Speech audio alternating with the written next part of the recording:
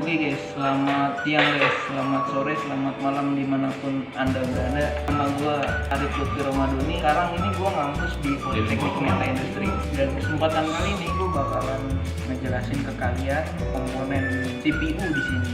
Gue bakalan ngejelasin komponen, fungsinya juga, dan gimana sih cara perawatannya. Oke, di sini gue bakalan ngejelasin sekilas. Di sini ada casing, motherboard, prosesor, PS2 bawaan casing, hard disk, kabel SATA, VGA, RAM, casing CPU, di mana dia mempunyai kabel USB lawas 2.0. Di sini ada jack audio dan speaker. Dan kegunaan dari casing ini adalah untuk membungkus semua komponen-komponen yang berada pada CPU. Motherboard bermerek Gigabyte yang bersoketkan LGA 1155. Ada baterai CMOS namanya. Di sini tempat RAM-nya DDR3. Di sini ada tempat soket buat VGA, PCI Express. Di sini ada soket buat WiFi, USB atau semacamnya. Di sini ada sound card, dan terakhir di sini ada pin untuk dari casing ke motherboardnya, ada konektor SATA. Di sini ada power 24 pin, dan di sini outputnya PS2, serial port, USB 2.0, jack audio, port LAN. Prosesor Intel Pentium. Fungsinya adalah untuk memproses perintah-perintah pada CPU, otak komputer. Fungsi dari prosesor adalah untuk memproses perintah-perintah yang berada di motherboard ini, atau bisa jadi disebut otak komputer. Hard disk yang fungsinya adalah untuk menyimpan data-data, dokumen atau apapun secara permanen. Dan di sini ada RAM atau bisa disebut random access memory, dan fungsinya adalah sebagai media penyimpanan sementara. Di sini ada VGA card, di mana fungsinya sebagai pengolah grafis, dan di dalam sini itu berupa prosesor lagi ya. Dan yang terakhir yaitu komponen yang paling penting, dia adalah penyuplai PC atau bisa disebut PSU, power supply. Fungsinya adalah untuk menyuplai daya arus listrik AC menuju DC ke komponen komputer. Oke, perkenalkan, nama saya Muhammad Rizky Adeoga. Jadi di sini saya akan menjelaskan cara perawatan PC.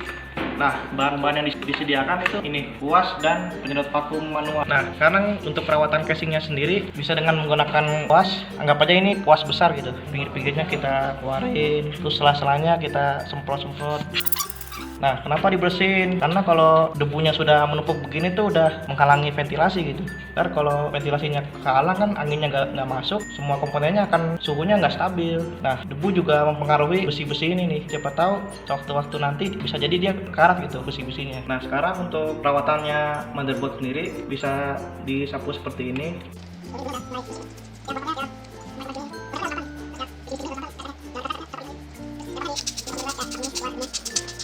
Dia dibersihin itu tuh supaya suhu di komponen itu stabil, sirkulasinya juga lancar gitu. Nah, untuk perawatan prosesor dan sekitarnya itu bisa dengan menggunakan vakum saja ya, seperti ini.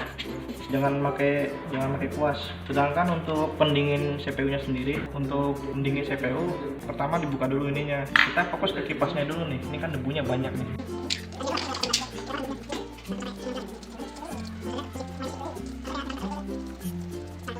Nah, selanjutnya ini.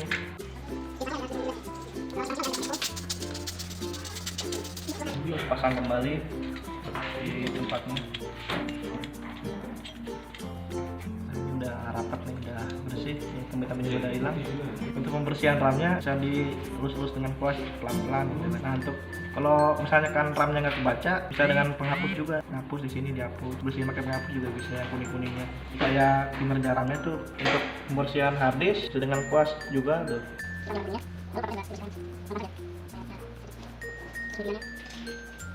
Nah, ini untuk VGA cara perawatannya bisa dibersihkan kuas juga, bisa terus kita tekannya apa saja. Nah, untuk yang pinggirannya ini kan agak susah, jadi harus disemprot pakai vakum. Belum. Udah, terus itu. Kalau untuk PSU sendiri kita membersihkan kipasnya saja pakai vakum karena ini yang paling sering kotor di kirasin saja.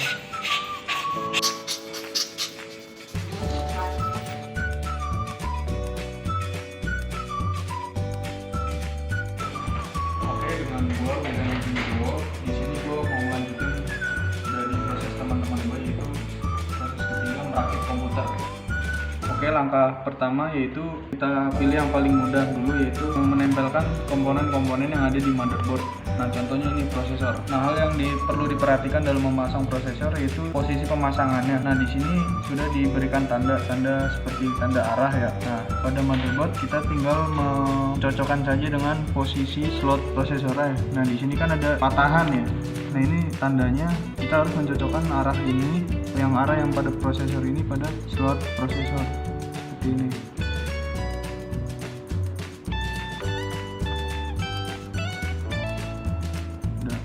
Sudah selesai. Nah, selanjutnya kita pasang, kita kunci slotnya. Nah, selanjutnya kita berikan thermal paste di atas permukaan prosesor ini. Oke, selanjutnya kita akan memasang heatsink dari prosesor itu sendiri, yang disebut dengan pendingin. Nah, bisa kita lihat di sini ada lubang-lubang slot pengunciannya ya.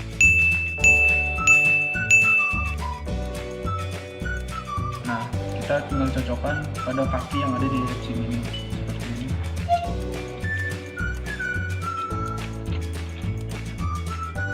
Tinggal kita tekan. Nah, jika sudah ditekan pada setiap port pengunciannya, tinggal kita putar bagian pengunciannya seperti ini. Langsung lihat. Sampai sini.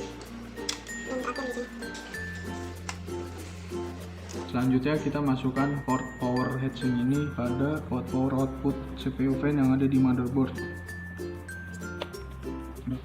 Lalu selanjutnya kita akan memasang RAM. Nah, perlu diperhatikan dalam pemasangan RAM, posisinya di sini sudah diberikan tanda oleh pabrikannya, yaitu berupa cekungan. Pada portnya juga terdapat sebuah skat ya untuk memasukkan cekungannya.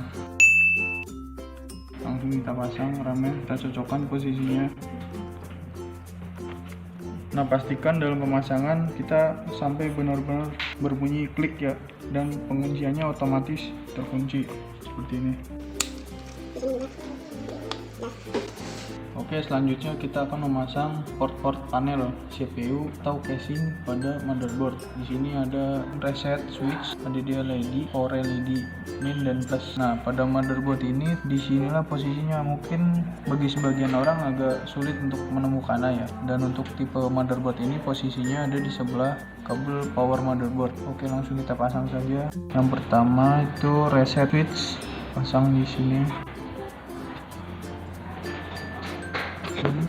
Lalu ada power switch, pasang di sebelahnya ya, sebelahnya reset switch. Lalu di sini ada HDD LED. Nah, ini yang perlu diperhatikan, kabel positif dan negatifnya tinggal kita sesuaikan pada motherboard. Selanjutnya kabel power LED kita pasang di sebelah kiri. Selanjutnya kita akan memasang kabel USB pada panel si casing tersebut ke dalam motherboard. Kita pasang di USB 1. Selanjutnya kita pasang port audio di soket audio yang ada di motherboard. Diperhatikan ya, ada pin yang kosong. Di sini juga di portnya ada satu posisi yang enggak ada lubangnya. Selanjutnya kita akan memasang power supply ini ke dalam casing. Kita tinggal mencocokkan posisi ininya aja sama panel yang ada di casing. Sudah, kita kencangkan dengan baut.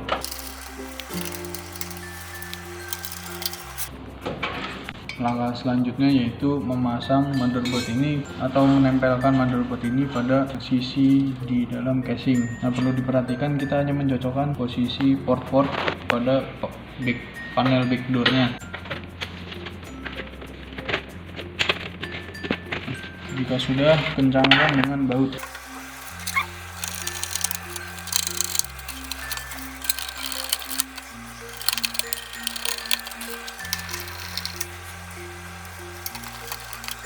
Selanjutnya kita akan memasangkan pin power 24 pin dan 4 pin. 24 power letaknya di sini.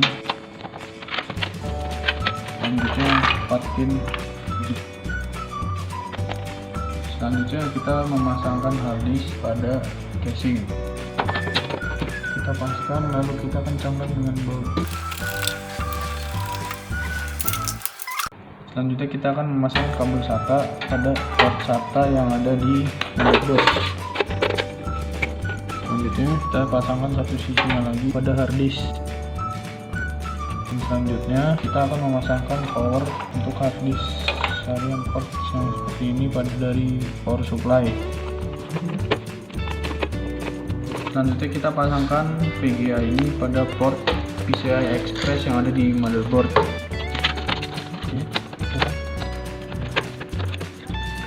Setelah sudah terpasang, kita kencangkan dengan baut di sebelah sini.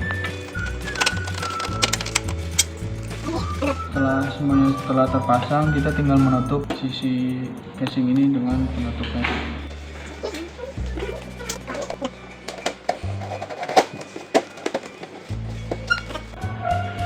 Oke, nama gua Caur.